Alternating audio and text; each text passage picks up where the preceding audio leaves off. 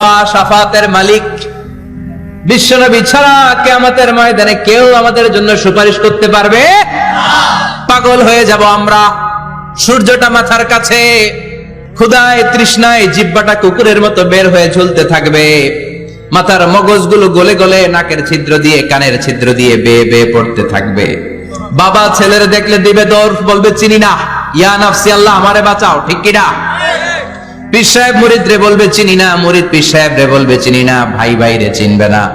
সব নবী আর সব উম্মতের একটাই জিকির, ইয়া নাফসি ইয়া নাফসি। নবীও জিকির করে ইয়া নাফসি, উম্মতও জিকির করে।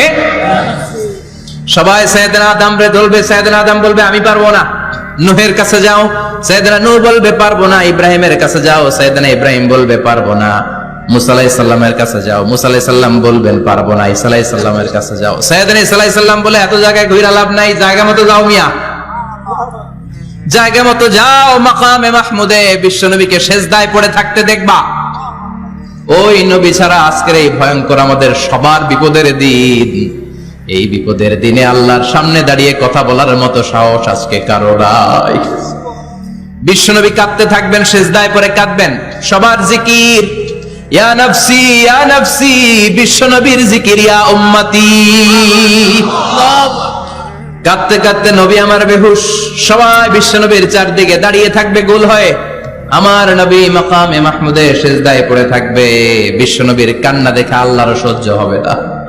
আল্লাহ বলবে না নবী ইরফা রাসাক, মাথা উঠান, আর সইতে পারি না। সাল তুতা, এবার চান, কি লাগবে আপনার সব দেব। সুবহানাল্লাহ।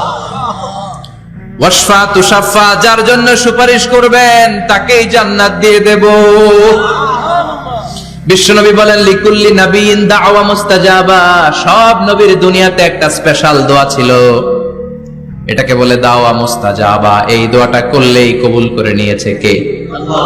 সব নবীর ওই দোয়াটা দুনিয়াতেই করেছেন, শুধুমাত্র কেবলমাত্র বিশ্বনবী তার স্পেশাল দোয়াটা আজ পর্যন্ত এখন পর্যন্ত করে নাই।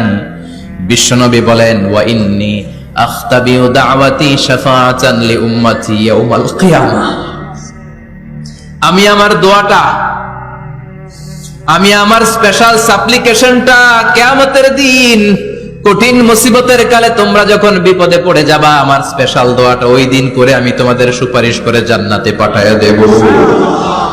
সাহিবুশ শাফা, বিশ্বনবী ছাড়া কথা বলার মতো ক্ষমতা, স্পর্ধা, সাহস সেদিন কারো থাকবে না। চিৎকার করে বলেন ঠিক কিনা? আবার উনি সাহিবুল কাউসার, উনি কাউসারের মালিক। আল্লাহ ওনাকে কাউসার দিবেন, অন্য নবীদেরও দিছে না?